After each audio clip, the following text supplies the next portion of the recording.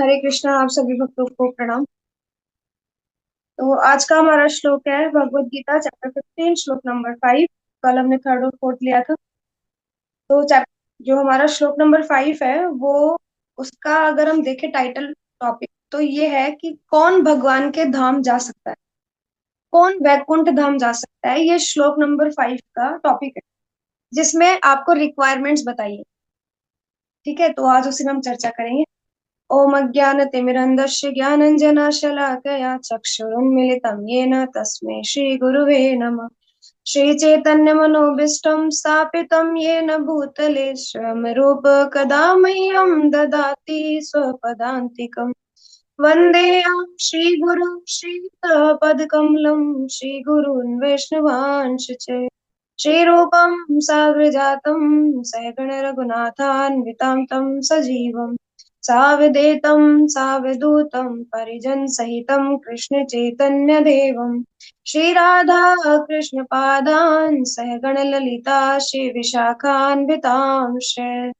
हे कृष्णा करुणा सिंधु दीन बंधो जगतपते गोपेश गोपिका कांत राधा कांत नमोस्तुते। तप्त कांचन गौरांगी श्री राधे वृंदावनेश्वरी वृषभानुसुते देवी प्रणमामि हरिप्रिये। वाञ्छाकल्पतरुभ्यश्च कृपा सिन्धुभ्येव च पतितानां पावनेभ्यो वैष्णवेभ्यो नमो नमः।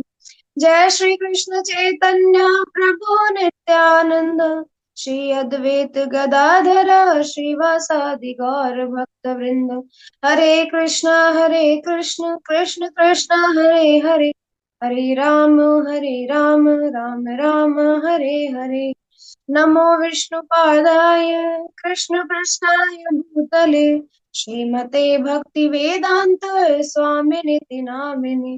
नमस्ते सरस्वती देवी गौरवाणी प्रचारिणे निर्विशेष शून्यवादी पाश्चात्य देश तारिणे। जयतां सुरतो पंगो मम मंद मतेर्गति मत्सर्वस्वपदाम्बोजो श्री राधा मदन मोहन। हरे कृष्ण। तो आप सभी का स्वागत है भगवत गीता क्लास में। आज हम ले रहे हैं श्लोक नंबर 5। निर्माण मोहाजित संग दोष अध्यात्म नित्या विनिवृत्त काम द्वन्द्वैर्विमुक्तो संगे गच्छन्त्यमूढा पदमं तत्। निर्माण मोहाजित संदोष अध्यात्म नित्या विनिवृत्त काम द्वंद्वे मुक्ता सुख दुःख संगे गच्छन्त्य मूढ़ा पदमं तत्। हरे कृष्ण। तो ये जो श्लोक है इसमें भगवान हमें बता रहे हैं जो झूठी प्रतिष्ठा मोह तथा कुसंगति से मुक्त है, जो शाश्वत तत्व को समझते हैं और जिन्होंने भौतिक काम को नष्ट कर दिया है, जो सुख तथा दुख के द्वंद्व से मुक्त हैं और जो मोह रहित होकर परम पुरुष के शरणागत होना जानते हैं, वे उस शाश्वत राज्य को प्राप्त होते हैं। तो जैसे हम देखते हैं, हम किसी भी हायर एजुकेशन के लिए जाते हैं, जैसे मान लीजिए हम किसी यूनिवर्सिटी में एडमिशन के लिए गए हैं, या हम स्कूल पास होने के बाद में कॉलेज एडमिशन के लिए जाते हैं, या आप किसी गवर्नमेंट एग्जाम को फाइट करने के लिए जाते हैं, तो कुछ रिक्वायरमेंट पूछी जाती है आपसे कि आप 10th पास है या नहीं, कितनी परसेंटेज से पास है ना। आपके कुछ सर्टिफिकेट उसमें लगाए जाते हैं, आप कितनी उम्र के हैं उसको देखा जाता है। तो ये कुछ रिक्वायरमेंट्स आपको कंप्लीट करनी होती है, तभी आप उस पर्टिकुलर एग्जाम को दे सकते हो या आपको एडमिशन मिल सकता है। वैसे ही भगवान ने यहाँ, मतलब ये जो श्लोक है इसका टॉपिक ही है कि कौन भगवान के वैकुंठ धाम जा सकता है। तो ये सब क्वालिटीज जो भगवान ने इस श्लोक में बताई है वो सब अगर आप कंप्लीट कर ले तो आप भगवान के धाम जा सकते। तो बहुत सुंदर वर्णन है और बहुत इंपॉर्टेंट श्लोक है, हम सबको लर्न करना चाहिए कि कौन भगवान के धाम जा सकता है। कोई बोलता है ना, जैसे हम देखते हैं हर किसी मरने वाले के आगे लिख दिया जाता है स्वर्गवासी। हम देखते हैं हमारे घर के आसपास में, या हम पहले, हम खुद भी, अगर हमारे घर में किसी की मृत्यु हुई है तो हम पहले लिख देते हैं कि ये स्वर्गवासी है, फलाना फलाना का नाम लिखकर हम लिख देते हैं। इतना आसान है क्या स्वर्गवासी? तो वैकुंठ की बात कर रहे हैं हम जब आज समझ में आया है तो हम किसी के आगे स्वर्गवासी ही नहीं लिखना चाहते, क्योंकि हमें नहीं पता कि वो किस कर्मों से स्वर्ग गया है या नरक गया है, तो हम किस बेसिस पर लिख रहे हैं कि वो स्वर्गवासी है। तो जब हम स्वर्ग और नरक की ही कल्पना नहीं कर पा रहे कि वो स्वर्ग में गया होगा या नरक में, तो वैकुंठ धाम की बात हम कैसे कर सकते हैं? कुछ लोग बोलते हैं वैकुंठ, वो तो वैकुंठ गया है, कुछ लोग बोलते हैं ऐसा, वो तो वैकुंठ वासी है। काफी बूढ़े बुजुर्गों से सुना है मैंने। इतना आसान नहीं है। यहाँ बहुत सुंदर वर्णन आया है। ये हमारी, एक तरीके से हमारा एक पोस्टमार्टम किया जा रहा है आज, कि हम सच में अंदर से कैसे हैं, देखो हमारी भावनाएं कैसी हैं। और आप अपने आप का चिंतन करना इस श्लोक में, कि जो जो इस श्लोक में बताया जा रहा है, क्या सच में हम ऐसे हैं? हम सब चिंतन करेंगे आज मिलकर के, कि सच में आज हम, क्या हम वैकुंठ धाम जाने के लायक हैं? हम तो गोलोक की बात करते हैं, क्या हम वैकुंठ तक के भी लायक हैं? तो देखो, सबसे पहले क्या है, निर्माण मोह। निर्माण मोह का मतलब होता है निर्माण मोह, यानी आपका मान सम्मान की जो आशा होती है, जो मोह होता है, उसके अंदर क्या नहीं होना चाहिए आपका? निर्माण मोह। आपका निर यानी नहीं होना चाहिए, ना मान होना चाहिए और ना मोह होना चाहिए। तो पहली क्वालिटी है कि आपके अंदर मान सम्मान की अभिलाषा नहीं होनी चाहिए। और आज के समय में सबसे बड़ा भक्ति का अगर कोई अवरोधक है, जो हमें भक्ति को दृढ़ करने से रोक रहा है, तो वो है मान और सम्मान की आशा। क्योंकि जब तक हम किसी की शरणागति नहीं एक्सेप्ट करेंगे, जब तक कि हमारे अंदर मान और सम्मान की अभिलाषा रहेगी। आप खुद देखो, हम किसी रिश्तेदार की शादी में जाते हैं, मान लो हमें किसी ने बुलाया और हम उसकी शादी में या किसी प्रोग्राम में चले गए, सबसे पहला विचार क्या आता है? सबसे पहला विचार ये आता है, मैं जाऊंगा तो वो मुझे कैसे ट्रीट करेगा। अगर मैं जाऊंगा तो मुझे वो कैसे ट्रीट करेगा? वो वीआईपी, मुझे मतलब पूरा एकदम वीआईपी तरीके से लेकर जाएगा, मेन गेट पर खड़ा रहेगा मेरे लिए, पूरा फूलों का गुलदस्ता लेकर, माला वाला लेकर के, है ना? हम ऐसी अभिलाषाएं करते हैं। मैं जाऊंगा तो वो सिर्फ मुझे मुझे प्रायोरिटी देगा, सिर्फ मेरे से ही बात करेगा, मेरे साथ ही खड़ा रहेगा अगर मैं जाता हूँ उसके घर पर या उसके प्रोग्राम में। हम ऐसी मान अभिलाषाओं की, मतलब ये हमारे अंदर चलता ही पूरा टाइम यही है। हम कुछ भी कर ले, सारी स्थिति में हमारे अंदर यही चलता रहता है। पता है क्या, मैं 16 माला नहीं, 50 माला करती हूँ, तो सामने वाला सम्मान देना चाहिए, उसको 2 बार नहीं, उसको 10 बार दंडवत प्रणाम करना चाहिए मुझे, कि देखो मैं 50 माला करती हूँ। ऐसा नहीं होना चाहिए। हम किसी के सम्मान, मान की अभिलाषा के लिए कोई भी आध्यात्मिक कर्म नहीं कर रहे। हम तो भगवान की खुशी के लिए वो कर्म कर रहे हैं, और हमें बताना भी नहीं चाहिए, अपना ढिंडोरा पीट पीट करके नहीं बताना चाहिए कि हम इतनी माला करते हैं, हम इतना श्रवण करते हैं। इसलिए तो साधना रिपोर्ट में गूगल फॉर्म भरते हैं। हम साधना रिपोर्ट में गूगल फॉर्म क्यों भरते हैं? ये इसी का कारण है। अगर हम खुले में लिखकर भेजेंगे ना अपनी साधना रिपोर्ट, तो बाकी भक्त लोग देख करके जेलस फील करेंगे। कुछ लोग हो सकता है पॉजिटिव ले उसको, और हो सकता है हमें देख देख करके वो भी इंकरेज हो, ऐसा भी होता है। लेकिन बहुत सारे लोग नेगेटिव ले जाते हैं, ओहो ये 50 माला करती है, अरे झूठ लिखा हुआ है। ये 32 माला करती है, सुबह 7 बजे पहले 32 माला कर लेते हैं। नहीं नहीं, ऐसे लिखते हैं, कहाँ कहाँ कर पाते हैं, हमसे तो 16 ही नहीं होती। खुद से कंपैरिजन करने लगते। तो हम अपनी साधना रिपोर्ट भी गूगल फॉर्म के जरिए भरते हैं, ताकि जिस सेंडर के पास भेजी जा रही है सिर्फ वो ही देख सकता है, और उसको कोई मतलब नहीं है देखने का, क्योंकि वो तो सिर्फ अपनी सेवाएं कर रहे हैं। देखना तो मेंटोर को है, वो अपने आप देख लेंगे। तो इसलिए हम अपनी साधना रिपोर्ट को भी बिल्कुल कहते हैं, भजन और भोजन दोनों ही गुप्त रूप में होना चाहिए, दिखावे में नहीं। तो हम अपने भोजन को और भजन को, भोजन तो चलो ठीक है आजकल हम खुले हम करते हैं, लेकिन हमें भजन को छुपा कर रखना चाहिए। अपना भजन यहाँ वहां नहीं बताना चाहिए, हर किसी को नहीं बताना चाहिए, जब तक कि वो आपको समझने वाला ना हो। आपको उत्साह देकर देने वाला होना चाहिए, बजाय कि गिराने से। अरे क्या इतना क्या पढ़ने लिखने में लगे रहते हो, इतना क्या श्रवण में लगे रहते हो, इतना क्या अध्ययन करना है?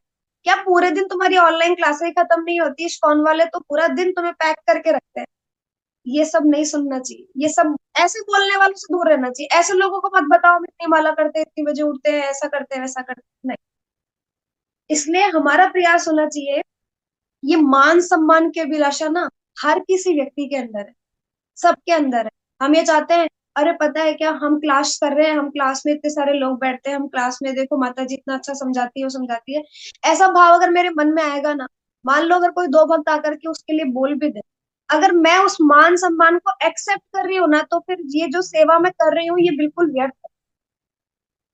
कोई मतलब नहीं है इसका, ना आप लोगों में परिवर्तन आएगा पॉजिटिव, क्योंकि वो लगेगा ही नहीं आपको। अगर सच में मेरे अंदर मान सम्मान की अभिलाषा होगी, आप लोग जो जो भी भजन क्रिया कर रहे हैं, अगर आप उस अपने अंदर मान अभिलाषा लेकर आएंगे, और भौतिक चीजों में ज्यादा मान अभिलाषा होती है, हम इससे ज्यादा बढ़कर करते हैं, अरे मैं अच्छा प्रसाद बना सकती हूँ, मैं अच्छा भोग बना सकती हूँ, इतनी वैरायटी बना सकती हूँ, मैं अच्छा गा सकती हूँ, कोई बोलता है मैं अच्छा डांस कर सकता हूँ, इतना घमंड नहीं होना चाहिए। जो क्वालिटी है भगवान के सेवा में लगा दो, उसको गुणगान नहीं करना चाहिए अपने मुंह से, ये प्रयास होना चाहिए हमारा। और हम सब सीखने के स्तर पर ही हैं आज, कोई ऐसा नहीं है जो उत्तम स्तर पर उठ गया हो। हम कल भी चर्चा कर रहे थे कि भक्ति कैटेगरी होती है कनिष्ठ, मध्यम, उत्तम, हम अभी तीनों ही स्थिति में नहीं है, हम साधक हैं। अभी तो हम सीख रहे हैं, लर्निंग स्टेज पर है, अभी एडमिशन हुआ है प्ले ग्रुप में, अभी थोड़ा खेलो कूदो टिफिन खाओ और घर चले जाओ, वैसी वाली स्थिति है हमारी। अभी एग्जाम वगैरह की टेंशन नहीं करनी, अभी तो टिफिन खाना सीखना है बस, कि कैसे टिफिन खाते हैं, कैसे नियम में आते हैं, कैसे बच्चा 3 घंटे स्कूल रह सकता है, वैसी स्थिति। हम टिके रह सकते हैं या नहीं, पहले प्ले ग्रुप वाला सिस्टम चल रहा है, दीक्षा हो जाएगी तो सेकंड थर्ड फोर्थ क्लास की एडमिशन वाली बात करेंगे, फिर उसके बाद आगे बढ़ेंगे, फिर गुरु हमें जो है वो हाथ पकड़ करके खींचने लगते, फिर हमारे प्रयास कम और उनकी कृपा ज्यादा काम करती है। अभी भी उन्हीं की कर रही है आश्रय लेने के बाद भी, लेकिन बाद में तो और तीव्रता से करती। तो हमारा ये होना चाहिए कि हम प्ले ग्रुप के बच्चे हैं। अब आप सोचो प्ले ग्रुप के बच्चे को कैसा मान और सम्मान। तो प्ले ग्रुप के बच्चा कोई, अरे मैंने जल्दी टिफिन खत्म किया था, ऐसे बोलेगा वो घर आके या मुझे क्लास में इनाम दो, मैंने टिफिन पहले खत्म किया, मैंने अपनी बोतल को तोड़ा नहीं, है ना, बैग भी पूरा साफ सुथरा जचा कर लेकर आया, तो वो नहीं करेगा, हम भी वैसे ही। तो हम प्ले ग्रुप के बच्चे हैं। तो हमारा क्या होना चाहिए, प्रयास यही होना चाहिए कि मान सम्मान के अभिलाषा हमारी। देखो बहुत बड़ा एग्जाम्पल है हमारे सामने दक्ष प्रजापति का, शास्त्रों में हम सबने सुन रखा है। दक्ष प्रजापति कौन थे, ब्रह्मा जी के बेटे, है ना। प्रजापतियों में भी दक्ष प्रजापति, और बहुत मतलब उनका नाम था, बहुत मतलब कह सकते हैं बहुत अच्छे भक्त थे। लेकिन मान सम्मान इतना घेरा हुआ था उनको कि जब उन्होंने बहुत बड़ा यज्ञ का वो किया, और उस टाइम पे यज्ञ तो उन्होंने बाद में रखा, जब वो किसी सभा में पहुंचे तो शिव जी उनके सम्मान में खड़े नहीं हुए, हम सबने सुनी है ये कथा। वो उनके सम्मान में खड़े नहीं होते, और जबकि उनके जवाई है, जबकि उनके दामाद है, उनके बेटी के पति, लेकिन फिर भी सब जो है शिव जी खड़े नहीं हुए। जब वो खड़े नहीं हुए, बाकी सब खड़े हुए, ब्रह्मा आदि सारे देवता खड़े हुए, लेकिन शिव जी नहीं खड़े हुए। तो दक्ष प्रजापति ने सोचा 99% लोग खड़े हैं, एक व्यक्ति नहीं खड़ा। अब दक्ष प्रजापति चाहते और हम जैसे लोग चाहते, तो हमें तो ये देखना चाहिए कि 99 लोग खड़े हैं, हमें एक व्यक्ति नहीं खड़ा हो क्या फर्क पड़ता है, नहीं फर्क पड़ना चाहिए ना। लेकिन हमें 99% लोग नहीं दिख रहे, हमें वो एक व्यक्ति दिख रहा है जो हमारे सम्मान में खड़ा नहीं है। दक्ष प्रजापति की सिचुएशन, कोई हमें आकर के गलत बोलता है, कोई कुछ आकर बोल जाता है, हम बहुत जल्दी हताश हो जाते हैं, नेगेटिव हो जाते हैं, क्या सोच के कोई हमारे पे कमेंट कर देता है, मान लो सामने वाला नहीं समझ रहा हमें, उसने हमें गलत समझ लिया, हमारे ऊपर कोई तरीके के आरोप प्रत्यारोप कर दिए, कोई बात नहीं, वो हमें नहीं समझ, उससे दुखी क्यों होना है, हमें तो पता है ना हम कैसे हैं, भगवान जानते हैं ना हम कैसे हैं, फिर हम क्यों एक्सप्लेनेशन देंगे। लेकिन हम एक व्यक्ति के कहने पर दुखी हो जाते हैं, लेकिन बाकी लोग जो हमारे लिए अच्छा कह रहे हैं उनकी बातों पे हम ध्यान नहीं देते। ये नहीं होना चाहिए। हमारे हाथ, हमारे जो रिएक्शन देने के लिए जो कंट्रोल सिस्टम है ना, उसका रिमोट आप सामने वाले को मत दो, कि वो कहेगा तो हम रोएंगे, वो कहेगा तो हम हंसेंगे, वो कहेगा तो हम बैठेंगे, वो कहेगा तो हम खुश होंगे, नहीं। आपका रिमोट कंट्रोल आपके जीवन का आप किसी और व्यक्ति को मत दो। लेकिन हम क्यों दे देते हैं, क्योंकि हमारे अंदर मान और सम्मान की अभिलाषा है, भक्तों में भी होती है, क्योंकि अभी तक पूरे अनर्थ कटे नहीं है हमारे, अभी तो अनर्थ है हमारे अंदर, और है ही। अभी तो अंत होना, अभी तो शुरुआत है ये, तो देखो कहाँ कहाँ तक वो चीजें जाएंगी। लेकिन इसलिए हमें समझना है कि मान सम्मान भक्ति में सबसे बड़ा अवरोधक है। अगर आप चाहते हैं भक्ति में प्रगति करो, सबसे पहले मान सम्मान की अभिलाषा, क्यों कहते हैं हम, इसलिए तो बोलते हैं तृणादपि सुनीचे न तरो रवि सहिष्णु न अमानी ना मान देना, कीर्तनीय सदा हरि। यही तो कह रहे हैं, तरण से भी ज्यादा विनम्र बनना है। और अमानी ना मान देनी, जो मान देने और नहीं देना दोनों स्थिति में हमें क्या करना है, अपने मान की अभिलाषा नहीं करनी और दूसरे को मान देना, ये हमारे अंदर होना चाहिए। ऐसा नहीं भाई एक हाथ दे एक हाथ ले, तुम सम्मान करोगे तो हम सम्मान करेंगे, तुम सामने से गालियां दोगे तो हम भी गालियां ही देंगे। हम वहां भूल जाएंगे कि हम भक्त हैं, हम वैष्णव हैं, हम सब भूल जाएंगे वहां। टिट फॉर टैट वाली सिचुएशन है, तुम जैसा करोगे वैसा हम करेंगे, ऐसा नहीं है। आप जो कुछ करोगे वो घूम फिर करके आपके पास ही आता है लौट कर। आप किसी को प्रेम दोगे सम्मान दोगे वो आपको भी मिलेगा। आपके अंदर की भाव नहीं होना चाहिए कि मुझे सम्मान मिले। आप किसी को प्रेम दोगे आपको भी पलट करके मिलेगा।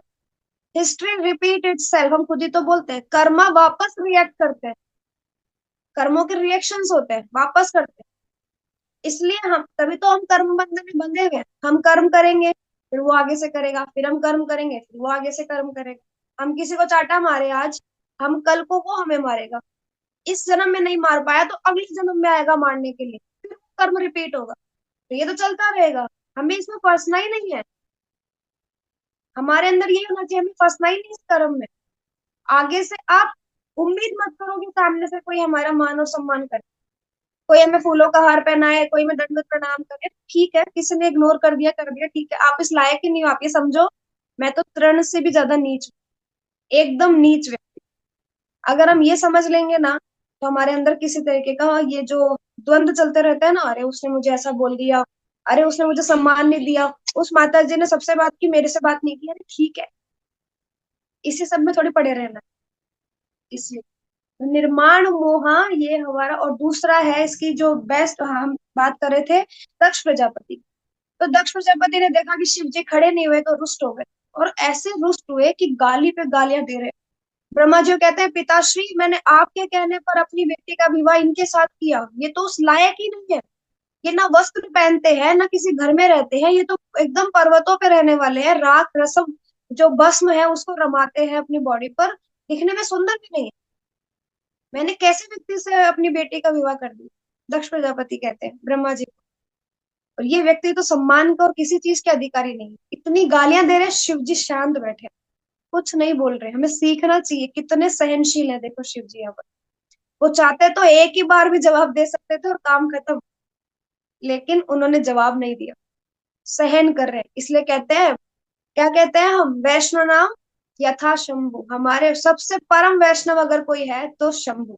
इसलिए हमें शिव जी से वैष्णव तत्व सीखना चाहिए। क्या सुंदर उन्होंने मतलब आचरण करके दिखाया है हमें, कि वैष्णव को हमेशा सहिष्णु होना चाहिए, सहन कर।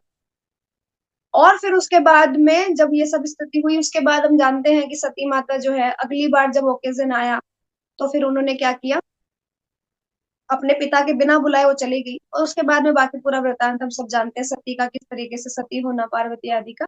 और फिर उसके बाद में उनका दक्ष प्रजापति का सर कट जाना और उनको बकरे का सर लगाना, इस तरीके से। तो ये पूरी कथा वृतांत आती है।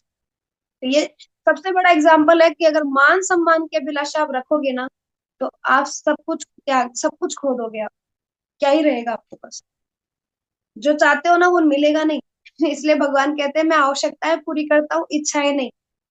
इच्छाएं पूरी नहीं करते हैं भगवान, आवश्यकताएं पूरी करें। माता पिता आवश्यकताएं पूरी करते हैं। क्या कहते हैं माता पिता, बेटा इच्छा तो अपने पैसे कमा करके पूरी करना, हम तो आवश्यकता पूरी कर सकते हैं बस। तो वो हमारे सबसे बड़े माता पिता हैं और वो जानते हैं हमारे लिए क्या बेस्ट है, तो वो आवश्यकता पूरी करेंगे, इच्छाएं नहीं। इच्छा नहीं होनी चाहिए मन में, इसलिए बोल रहे हैं। दूसरा कहते हैं निर्माण मोह। तो दूसरा है मोह यानी अटैचमेंट।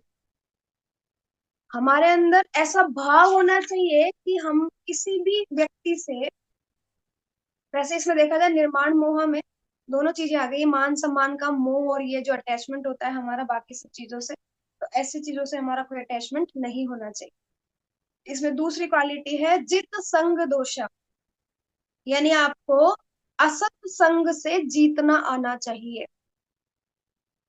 असत संग जो है वो सब, ये जैसे पहली कड़ी जो बताई वो थी, क्या बताया, मान सम्मान की अभिलाषा। जैसे हम भक्ति के 9 स्तर पढ़ते हैं, श्रद्धा हम सब पढ़ते हैं, श्रद्धा पढ़ते हैं। उसके बाद में हम दूसरा भक्तों का संग बढ़ते हैं, श्रद्धा साधु संग, भजन क्रिया, अनर्थ निवृत्ति, हम सब पढ़ते हैं। फिर रुचि, निष्ठा, प्रेम भाव, ये भक्ति के स्तर है। तो अब जो ये भक्ति के स्तर बताए गए हैं, सबसे पहला स्तर आता है श्रद्धा का। इसकी शुरुआत कब होती है?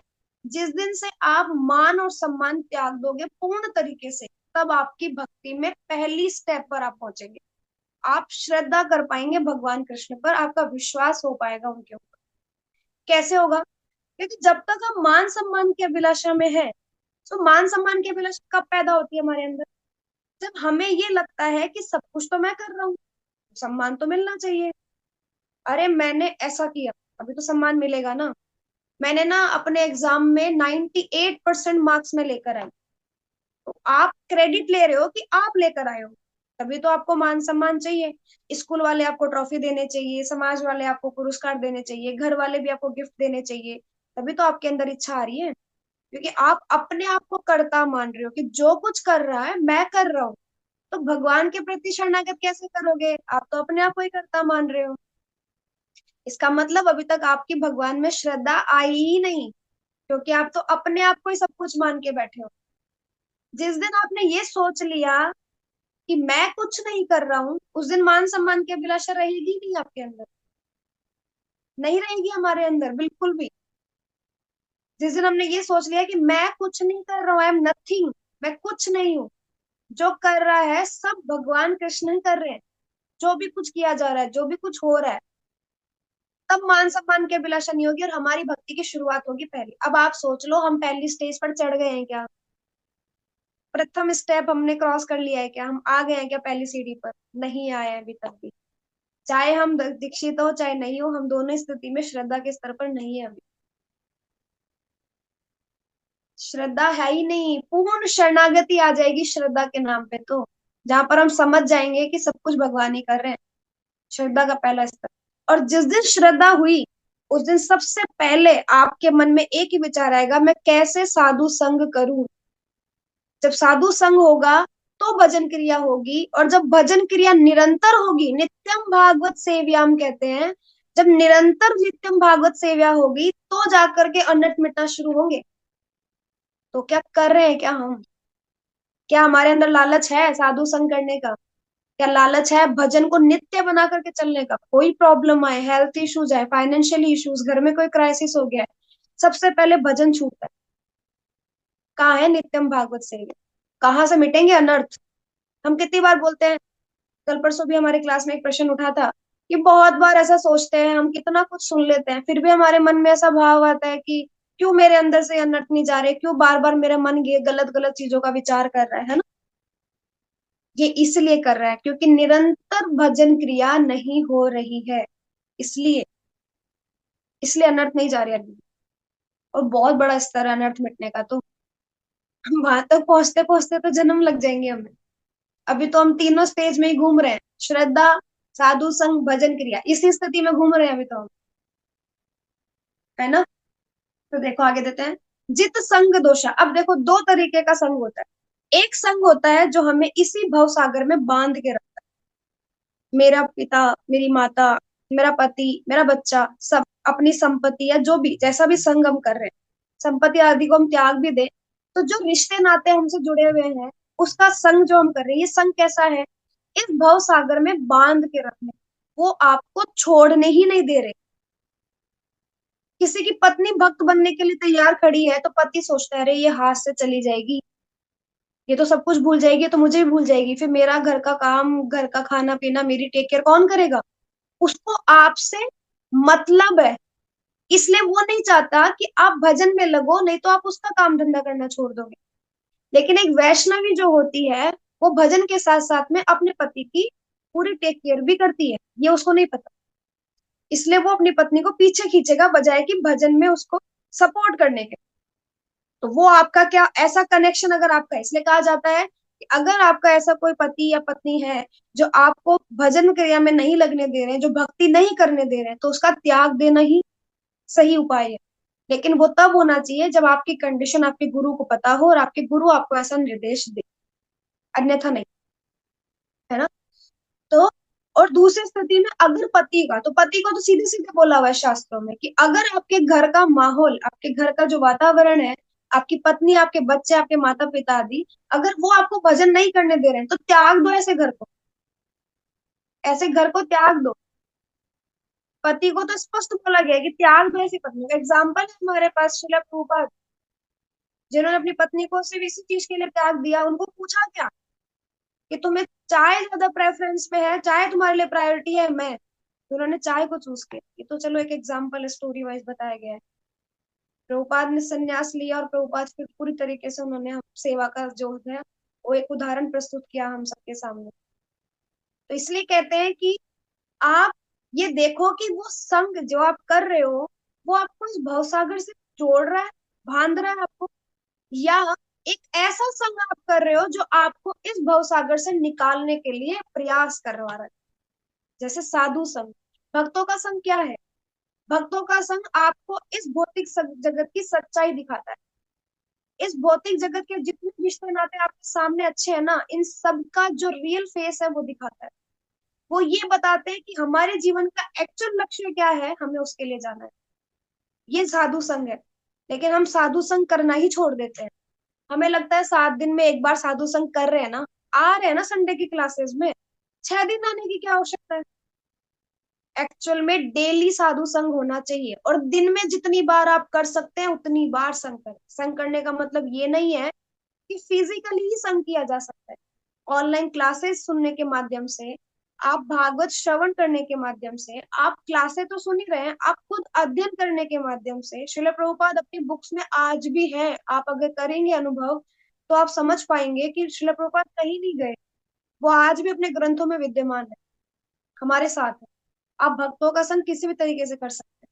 आप भगवान का नाम जप कर सकते हैं। ये बहुत सारे तरीके हैं भक्तों का संग करने के। आप भक्तों का संग करो ज्यादा से ज्यादा, ताकि आप भजन क्रिया की स्पीड ऐसी पकड़े आपका भजन, बस अनर्थ निवृत्ति होते ही दिखे आपको।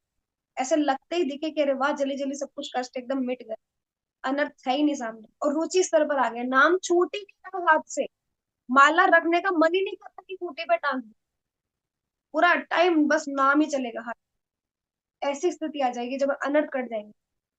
और एग्जाम्पल आते हैं इसमें कि भक्तों का संग करना चाहिए हमें जो इस भवसागर से तार दे।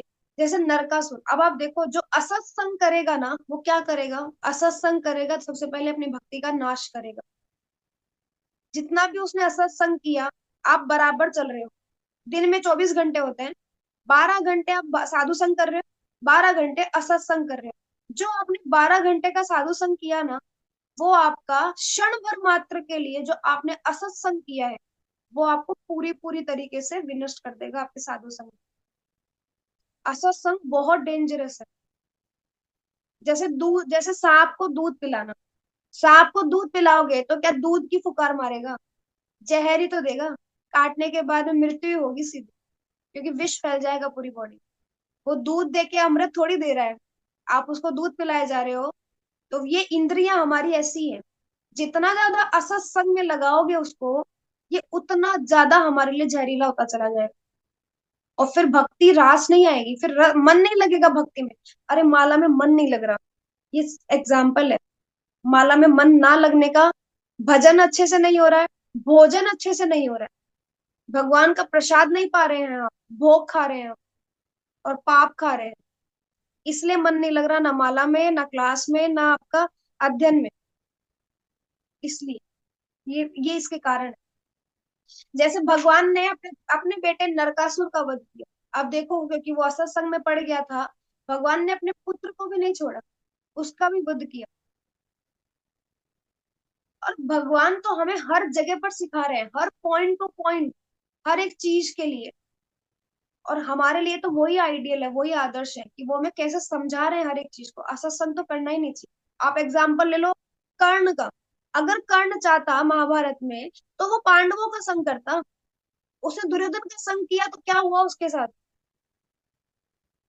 जो सूर्य देव से उसको अंग कवच और ये सब मिला था वो सब भी छीन लिया गया।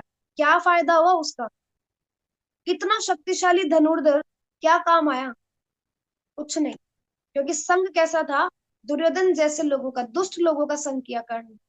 अगर वही अच्छे लोगों का संग करता, पांडवों का संग करता, तो आज जो हम कर्ण को ये सोच करके जो एग्जाम्पल दे रहे हैं कि उसने ऐसा संग किया, आज हम बहुत अच्छा एग्जाम्पल देते हैं और आज उनका गुणगान करते हैं।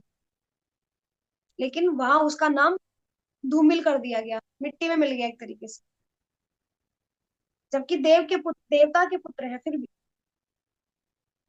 तो वही हो गया कि ये संसार हमें कैसा दिखेगा, जैसा हम चश्मा लगा के घूमेंगे। हम काला चश्मा लगाएंगे तो संसार काला है, और अगर हम सफेद चश्मा लगाएंगे तो संसार सफेद है। तो आपको देखना ही क्यों है उस दृष्टि में? आप अपनी नजर को इतना स्पष्ट रखो कि आपको पता हो कि भगवान और गुरु, इसके अलावा और कोई मेरा नहीं। इसलिए ना अटैचमेंट होगा, और असत्संग तो होगा ही नहीं, क्योंकि आप बैठना ही बंद कर दो। क्योंकि जिन व्यक्तियों के पास आप बैठ रहे हो ना, तो वो आपके गुरु है और ना ही वो आप भगवान कृष्ण है। तो त्याग दो ऐसे लोगों।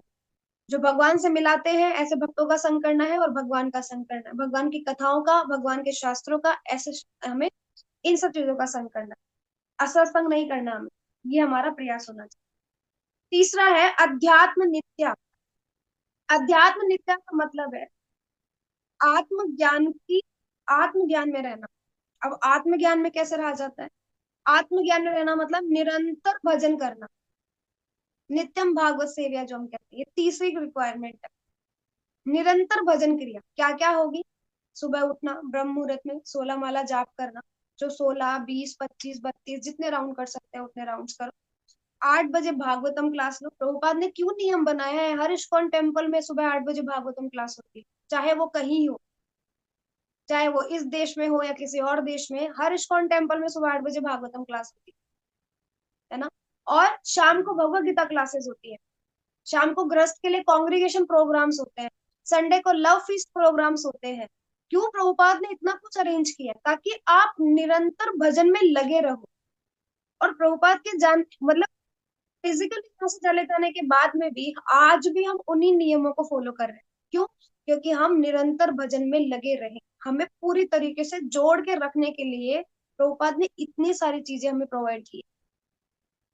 और अभी आने वाले समय जो 21st सेंचुरी आई है, उसके बाद जो टेक्नोलॉजी आ गई है, वो तो हमें निरंतर भजन करने के लिए बहुत सारी अपॉर्चुनिटी दे रही है। हमें एक भी क्लास मिस नहीं करनी चाहिए, स्पेशली जब शुद्ध भक्त क्लास कर रहे हैं। हमारे गुरु महाराज और अदर गुरु और अदर महाराज है ना, प्रभुपाद के लेक्चर सुनने चाहिए। बड़े बड़े जो हमारे जो हायर एकदम जो टेस्ट लेने वाले जो महाराज है, जैसे राधा गोविंद स्वामी महाराज, भागवतम क्या कहते हैं। ऐसे लगता है मतलब बस सुनते ही जाओ। इतना सुंदर वर्णन। अगर किसी को राधा गोविंद स्वामी महाराज का वो चाहिए, तो मैं अभी आप क्लास के एंड में बताऊंगी आपको कि आप कहाँ से सुन सकते हो, क्योंकि उनके वीडियोस कम अवेलेबल है। उस टाइम पे ऑडियो में रिकॉर्डिंग्स हुआ करती, तो आप लोग सब सुन सकते हो। बहुत सुंदर उनका मतलब, मैं भी सुन रही हूँ कुछ लीलाएं, बहुत सुंदर वर्णन करते हैं। हलदर स्वामी महाराज, मतलब क्या ही नाम ले भक्तों का, बहुत सारे अनगिनत भक्त है इस्कॉन में। चलते फिरते भागवत है ये हमारे लिए, ये भक्त भागवत है। बहुत सुंदर वर्णन। ऐसे भक्तों का संग करना चाहिए, उनकी क्लासेस सुन करके साक्षात लीला में प्रवेश कर जाएंगे आप। क्या सुंदर क्लासेस करते हैं, क्या कथाएं करते हैं। ठीक है। उसके बाद अध्यात्म जो नित्य बताया गया है, यानी हम आत्मा के लिए कितना प्रयास करते हैं। जैसे भक्ति विनोद ठाकुर थे, भक्ति विनोद ठाकुर ने अपने जीवन को 3 हिस्सों में बांट रखा था। 8 8 8। 8 घंटे आपके दैनिक दिनचर्या के लिए, शरीर के लिए और जॉब के लिए, है ना। 8 घंटे आपकी भजन क्रिया के लिए और अपने साधना वगैरह के लिए, और 8 घंटे पगार के लिए। कौन है आज के समय में ऐसा जो ऐसा शेड्यूल बना के टाइटली चलता हो? और डीएम थे, फिर भी 4 5 घंटे ऑफिस करते थे, और जो समय खाली मिला उसमें बुक्स लिखते थे, जो समय खाली मिला प्रचार करते थे। क्या स्तर है भक्तों का! और हम तो घर बैठे हैं खाली, सिर्फ 2 टाइम का खाना और ये सारी चीजें हमें देखनी है। उसके अलावा कुछ समय बचाओ अपना घर का। पूरा दिन लगे मत रहो अपने घर गृहस्थियों में। उस समय को बचाओ, और फिर उस समय को आप भी अपने कल्याण के लिए और दूसरों के कल्याण के लिए प्रयास करो। अपनी कॉलोनी में 2 3 माताजियों के साथ बैठ करके चर्चा करो भगवान की लीलाओं पर। धीरे धीरे वो लोग श्रवण कर करके ही भक्त बन जाएंगे। प्रयास तो करो, उनको किसी और प्रभु जी या माता जी की क्लास में लाने का प्रयास करो। अपने साथ मंदिर ले जाओ, कभी कभी कभी यात्राओं में साथ में ले जाओ। वो इस तरीके से आप एक भी जीवात्मा को अगर भौतिक संसार की इन कष्टों से निकाल करके भगवान की तरफ मोड़ दोगे ना, भगवान वही प्रसन्न हो जाएंगे आपसे। कि आप प्रयास तो कर रहे हो कम से कम। हमारा ये प्रयास होना चाहिए। तो ये भजन क्रिया हमें करनी चाहिए। आज के टाइम पे स्कूल कॉलेजेस ये सब आत्मा के लिए ज्ञान दे रहे हैं, बताओ सोल के लिए कोई क्लास होती है स्कूलों में? शरीर, शरीर और शरीर। साइंस, मैथ, एसएसटी, क्या है ये सब? पहले के लोग जो मारे जा चुके हैं, आने वाले समय में जो लोग आएंगे या अभी जो लोग जा रहे हैं कर रहे हैं, वो एसएसटी की बात करते हैं। जो चला गया हमें उससे क्या मतलब है? जो चला गया चला गया। अरे हमारे बारे में कब बात होगी? क्या कोई स्कूल, कोई यूनिवर्सिटी क्या इस आत्मा के लिए ज्ञान दे रही है? अरे समझा ही नहीं रहे, क्योंकि उन्हें खुद को ही नहीं पता। स्कूल तो किस चीज के लिए दे रहे हैं? कवर के लिए। ये जो कवर है ना हमारे ऊपर, इस कवर के लिए, ये जो शरीर है, कवर के लिए तो सबको नॉलेज बांटता घूम रहा है। लेकिन ये जो अंदर जो एक्चुअल जो प्रोडक्ट है ना, आत्मा, उसके लिए कोई बात नहीं कर रहा। इसके लिए सिर्फ एक ही व्यक्ति बात कर रहा है।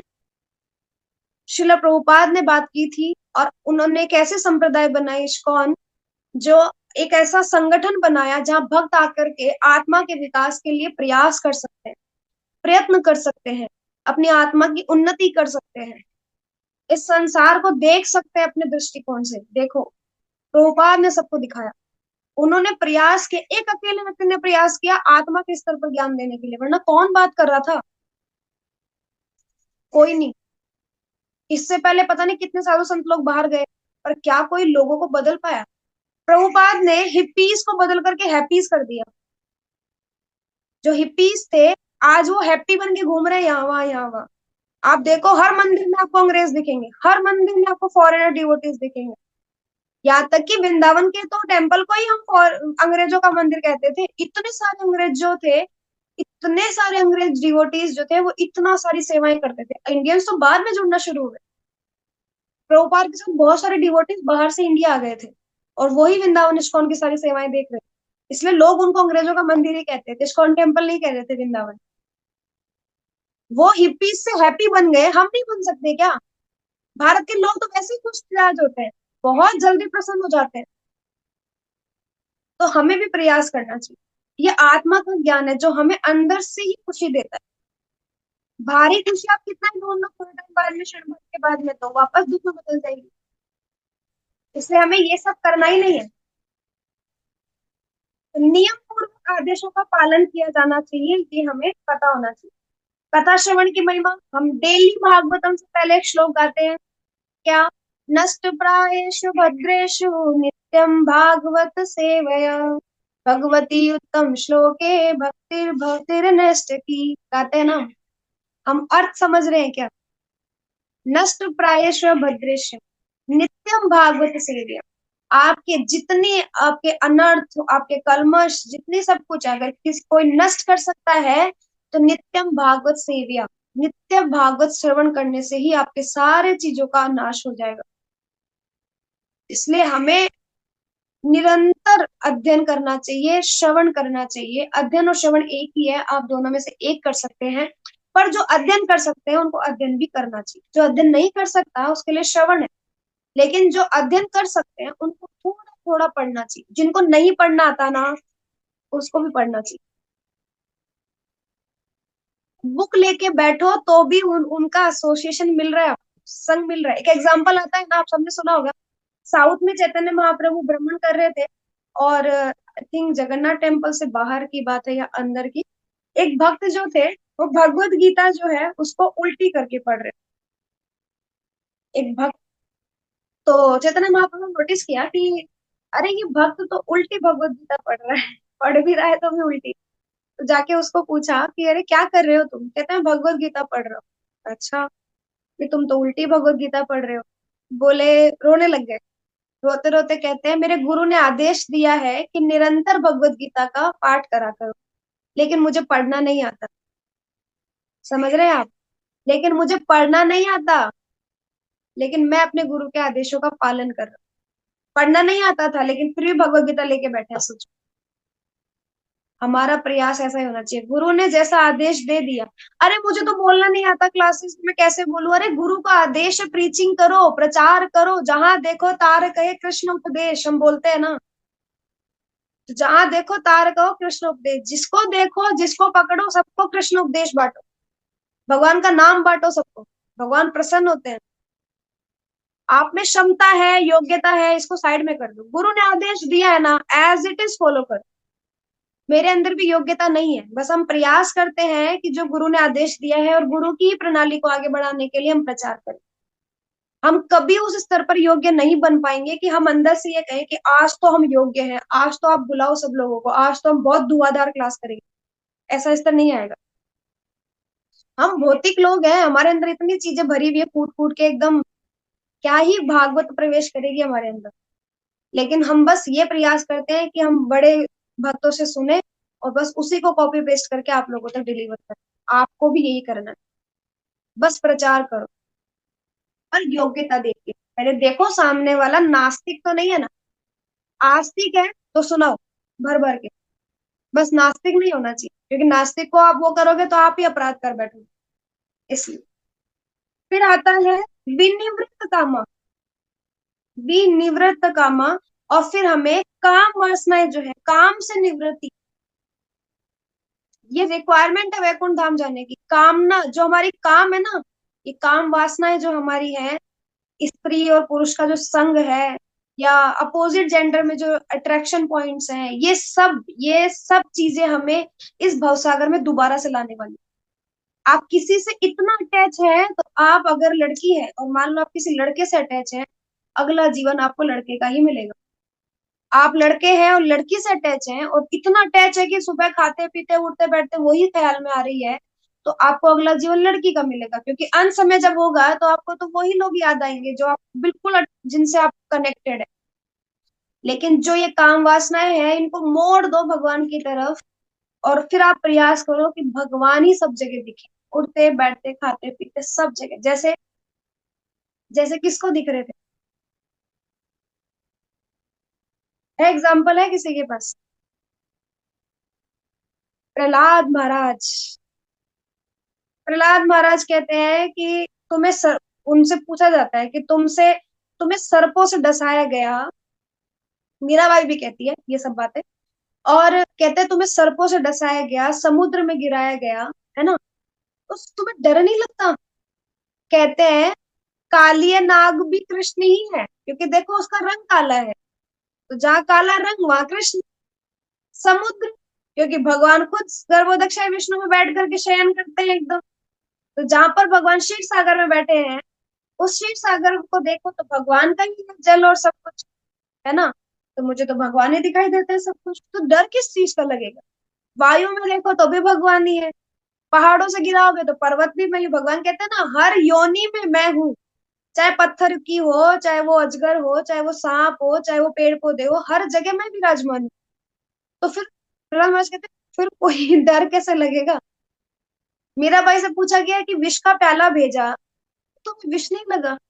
कहते चाहे विष हो चाहे अमृत हो, है तो भगवान से ही निकला हुआ ना, सब कुछ तो उन्हीं से ही उद्भूत है, सब कुछ का उद्गम तो वही है। तो वो जाने, अगर उनको मारना है तो कोई बात नहीं, और अगर उनको जिंदा करना है तो भी वही सोचे कि मैं क्यों करूं चिंता, मैं करूं हरि का चिंतन, चिंता हरि करे।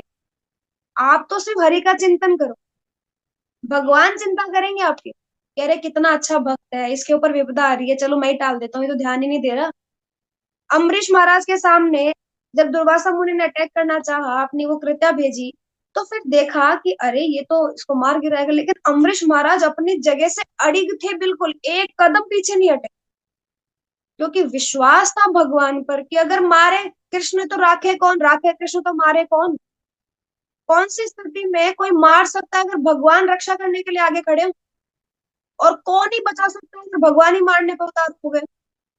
शिशुपाल को 100 गलतियां माफ थी ना, लेकिन कर गया ना 100 गलतियां, तो मारा गया ना। कोई बचा पाया? इतने बड़े यज्ञशाला में सब बैठे हुए थे, उस यज्ञ कुंड में उसको मार दिया गया, क्या कोई बचा पाया उसको? कोई नहीं बचा पाया। कोई था जो भगवान के क्रोध के आगे आ सकता था? तो जिस भगवान ने सोच लिया ना जिसको इसकी मृत्यु है, तो फिर वो आप टाल नहीं सकते। और अगर भगवान रक्षक करके बैठे हैं तो प्रहलाद महाराज का एग्जाम्पल देखो, क्या कोई मार पाया? मीराबाई को कोई मार पाया? अमरीश महाराज जैसे भक्त को कोई हिला भी पाया अपनी जगह से? दुर्वासा मुनि जैसे सामने खड़े हैं, फिर भी। हिरण्यकश्यप असुर था, मीराबाई के परिवारजन लोग जो थे मनुष्य थे, लेकिन अमरीश महाराज के सामने जो खड़े थे वो तो दुर्वासा मुनि थे। तो भी क्या वो अमरीश महाराज का बाल भी बांका कर पाए? अरे नहीं, क्योंकि भगवान खुद रक्षा के लिए सामने खड़े हैं। हमें सरेंडर तो करो। पहले ही भगवान से डिमांड करने लगते हैं, भगवान हमारे लिए ये कर दो वो कर दो। तुम तो करो कुछ पहले, और मांगो मत बदले में। जहां मांग लिया वहां पर जितना करा कराया सब पानी में गया। द्वंद्व विमुक्ता सुख दुख संगे। द्वंद्व विमुक्ता सुख दुख संगे, तो हमें द्वंद्व से विमुक्त होना चाहिए। क्या कहा गया है? सुख और दुख के द्वंद्व से विमुक्त होना चाहिए हमें। सुख दुख संगे, हमें जो सुख और दुख जो हमें मिल रहा है ना, इसमें हमें किसी तरीके से मन को विचलित नहीं करना चाहिए। सुख आ रहा है तो भी सर झुका करके स्वीकार करो, और दुख आ रहा है तो भी सर झुका करके स्वीकार करो। जो दे रहा है भगवान का प्रसाद है। मैं मानती हूँ कि अभी हम उस स्थिति में नहीं है, हम सभी नहीं है कि हम इतना आसानी से स्वीकार कर लें कि सुख है दुख है। हम विचलित हो जाते हैं, है ना। काफी बार हम दोष देते हैं, कभी हम खुद को दोष दे रहे होते हैं, कभी साथ वालों को दोष देते हैं, कभी भगवान को दोष देने लगते हैं। लेकिन हम इतना कर सकते हैं कि जब भी दुख आए तो कभी ऐसे भक्तों के संग में जाओ और उनसे प्रश्न पूछो। तो आपके जितनी भी सारे मन को विचलन करने वाले जो प्रश्न उठ रहे हैं ना, क्योंकि दुख आ रहे हैं, हम क्या होते हैं, दुख आते ही सबसे पहले साधु संगी छोड़ते हैं, घर पे बैठ जाते हैं, अपने अकॉर्डिंग सोल्यूशन निकालने लगते हैं। पति पत्नी के बीच झगड़ा है, सबसे पहले क्लास छूट जाएगी। पति नहीं आने दे रहा क्लास में, पत्नी नहीं आने दे रही क्लास में, माता पिता नहीं जाने दे रहे क्लास में, कुछ नहीं हो पा रहा। उस टाइम पर ज्यादा प्रयास करो साधु संग करने, और फिर अपने प्रश्न, अपने मन की जो दुविधा है वो ऐसे भक्तों से पूछो। देखना आपको ऐसे आंसर्स मिलेंगे कि आप बिल्कुल शांत होकर के घर आएंगे। या फिर आपके जो आपके फेवरेट डीटीज है, विग्रह, किसी के राधा गोविंद, किसी के राधा गोपीनाथ, राधा मदन मोहन, राधा श्याम सुंदर, राधा माधव, अगर आपके कोई भी फेवरेट डीटी है, उनका आप विग्रह के दर्शन करो। आसपास में है तो चले जाओ फिजिकली, नहीं तो ऑनलाइन दर्शन करो, नहीं तो उनकी फोटो लेकर के उनको देखो। आप निहारो भगवान ने कैसा वो किया है। थोड़े टाइम बाद में दुख ना थोड़ा साइड में होकर के धीरे धीरे करके हट जाएगा। आपने भाव नहीं दिया ना उसको। जितना ज्यादा आप चढ़ा लोगे ना दुख को अपने सर पे, उतना ज्यादा भारी लगेगा वो। लेकिन दुख आया है तो चला जाएगा। हमारे गुरु महाराज कहते हैं, सुख आने के लिए तो मेहनत करते हो, प्रयास भी करते हो। दुख आने के लिए कोई प्रयास करता है? कोई प्रार्थना करता है भगवान से, भगवान दुख दे दो थोड़े से, भगवान सुख ही सुख आ रहे हैं दुख दे दो? नहीं मांगते ना। दुख आ रहे हैं ना, जैसा आया है अपने आप आया है ना, प्रार्थना तो नहीं की थी। जैसे आया है चला भी जाएगा, तो क्यों प्रार्थना कर रहे हो उसके जाने के लिए? आया है तो चला भी जाएगा। सुख भी आया, चला गया, दुख भी आया चला जाएगा, समय है बीत जाएगा। उस पे मन को इधर से उधर विचलन करने की आवश्यकता नहीं है, इतना विचलित मत करो। और सबसे पहले भक्ति छूटती है दुख में। और सुख में भी, कोई घर में कोई खुशी की बात हो जाए, पता नहीं लगता 5 से 10 घंटे कहाँ घर में बिता दिए, बात करने में, डिस्कशन करने में, लोगों को कॉल करने में, अरे मेरी जॉब लग गई, अरे ये अरे वो, उसकी प्लानिंग प्लॉटिंग, अरे ये करेंगे वो करेंगे, पूरा दिन गया। अरे ऐसी किस बात की खुशी? खुशी तब होनी चाहिए जी इस मृत्यु संसार से निकलने का रास्ता मिल जाए पूरा एकदम सटीक, और ऐसी रोड मिली जहाँ पे कोई अवरोधक ना हो। आप ये सारी क्वालिटीज क्रॉस कर लो, एकदम सारी क्वालिटीज आपके अंदर आ जाए, तब खुशी मनाना बैठ करके कि अरे वाह, आज तो मेरे अंदर मान सम्मान की इच्छा नहीं। आज मेरे साथ ना टेम्पल में ऐसा हुआ, घर पे आके विचार किया, आज तो मैंने ना अपने अंदर मान सम्मान की इच्छा नहीं आने दी। उन्होंने कहा, मैंने स्वीकार कर लिया, मेरी गलती नहीं थी, फिर भी मैंने सर झुका करके स्वीकार किया। और घर आकर के विचार करोगे तो अपने अंदर अच्छा लगेगा कि हाँ आज मैंने सही किया। मैं धीरे धीरे उस गुण को प्राप्त करने का प्रयास कर रहा हूँ। तो ये हमें करना चाहिए। गुस्सा, बहुत गुस्सा आ रहा है, बहुत गुस्सा, उस टाइम पर माला पकड़ लो। बहुत तेज गुस्सा आ रहा है, बस किसी का सर फोड़ देंगे आज, उस टाइम पे माला पकड़ लो, थोड़े टाइम बाद में गुस्सा शांत एकदम। चिंतन, थोड़ा चिंतन चलेगा दिमाग में, तो धीरे धीरे करके शांत हो जाएगा, साइड में हो जाएगा। तो ये प्रयास होना चाहिए। अनर्थ निवृत्ति का स्टेज है अगर आपने काम से मुक्ति प्राप्त कर ली पति पत्नी के संग में। प्रभुपाद कहते थे पति पत्नी का संग तभी होना चाहिए जो संतान उत्पत्ति करनी, और वो भी भक्ति विधि से। 50 माला करो, उसके बाद आप पति पत्नी का संग करो, संतान उत्पत्ति करो। लेकिन जब पति पत्नी का संग आप कर रहे हैं, पर आप संतान उत्पत्ति करने के लिए कर रहे हैं तो, अदरवाइज नहीं। तो वो जो काम वासनाएं हैं, जो शादीशुदा नहीं है, वो भी जो अपोजिट जो मेल फीमेल होते हैं उससे अट्रैक्ट होते हैं, उनके साथ में भी अगर ये चीजें हो रही हैं तो भी आप प्रयास करो कि आप ना करो ये सब। आपको अट्रैक्ट ही होना है तो जो सबसे सुंदर हीरो है हमारे कृष्ण, जो अलग अलग रूप लेकर के भी सुंदर लग सकते हैं, कभी ग्वाला के भेष में, कभी राजा बन जाते हैं, है ना, कभी जगन्नाथ बन के बहुत सारा भोग खाते हैं, है ना। तो ऐसे हमें भगवान से प्रेम होना चाहिए, ऐसे भगवान से प्रेम करो। क्या श्रृंगार करते हैं, देखो कैसे खड़े होते हैं भगवान। अरे हम तो 2-4 मिनट भी खड़े नहीं हो सकते टेढ़े, भगवान क्या खड़े होते हैं। हर एक चीज से प्रेम करना तो उनकी उनसे प्रेम करो। तो ऐसा जगत से नहीं जो आज तो चेहरा चमचमा रहा है और थोड़े टाइम बाद 5 साल 10 साल बाद देखोगे तो झुर्रियां पड़ जाएंगी चेहरे पे, फिर तो प्रेम रहेगा ही नहीं। इसका मतलब काम वासना ही थी। लेकिन भगवान जो हमेशा कुमार स्थिति में रहते हैं, हमेशा कुमार कुमार अवस्था में बना रहते हैं हमेशा भगवान, ऐसे भगवान से प्रेम, है ना। तो ये हमारी अनर्थ निवृत्ति की स्टेज है। जिस दिन आपने काम से बिल्कुल मुक्ति प्राप्त कर ली ना, समझना अनर्थ निवृत्ति हो गई। ये भक्ति के स्तर के साथ साथ की बात कर रहे हैं। देखो पहला स्तर जो था श्रद्धा का, दूसरा स्तर बताया आपको भजन क्रिया, साधु संग, तीसरा भजन क्रिया, और चौथा अनर्थ निवृत्ति। और सुख और दुख वाली स्थिति से जब पूरा उठ जाओगे एकदम आके, तो भगवान के नाम में रुचि आ जाएगी। कैसे? अभी मैं हरे कृष्ण महामंत्र का जाप कर रही हूँ, हरे कृष्ण कृष्ण कृष्ण हरे हरे, हरे राम राम राम हरे हरे। अरे चिल्लाने की आवाज आई पीछे से, पहले उठ के भागूंगी, पता नहीं क्या हो गया। अब आप देखो जनक महाराज की स्थिति। जनक महाराज कथा सभा में बैठे और कथा श्रवण कर रहे हैं। किसी ने आके कहा महाराज आपके महल में आग लग गई है, और महाराज खड़े भी नहीं हुए उठ के। महाराज ने पीछे घूम के देखा भी नहीं कि कौन बोलने आया। और जब उनसे पूछा कि अरे आपके महल में आग लग गई, आप जा क्यों नहीं रहे, बोलते हैं हम सब इस दावा अग्नि से जल रहे हैं, महल में ही तो आग लगी है। ये संसार क्या है, ये दावा अग्नि है, इसमें हम जल रहे हैं। तो मुझे जो शांति मिलेगी, जो ठंडक मिलेगी ना, वो इस भागवत कथा से मिल रही है। तो मैं क्या करूंगा उस महल को बुझा करके, मैं क्यों जाऊं छोड़ करके। वो नहीं जाते हैं छोड़ कर, वो कथा श्रवण कर रहे हैं। सुख और दुख में समभाव रहना, ऐसी स्थिति होती है भक्ति, द्वंद में नहीं रहता वो। स्थिति में विचलित नहीं होना चाहिए। कैसी स्थिति घर में आ जाए, कोई विपदा आ जाए, कोई कठिन परिस्थिति आ जाए, आप पूरा इंगेज हो जाओ घर में, तो भी आप अपना जाप, अपना कथा श्रवण, अपनी प्रचार सेवा, अपनी सेवाएं साधना, इसको नहीं त्यागना है। कैसे भी कॉम्प्रोमाइज करो, और ये बराबर चलने चाहिए। अगर आपके घर में कोई प्रॉब्लम आ गई है तो बराबर चलाओ, साथ साथ में एकदम, ठीक है। इसलिए हमारा प्रयास होना चाहिए। और आगे कहते हैं द्वंद्व विमुक्ता सुख दुख संगे गच्छन्त मूढ़ा पदमम वयम तत्।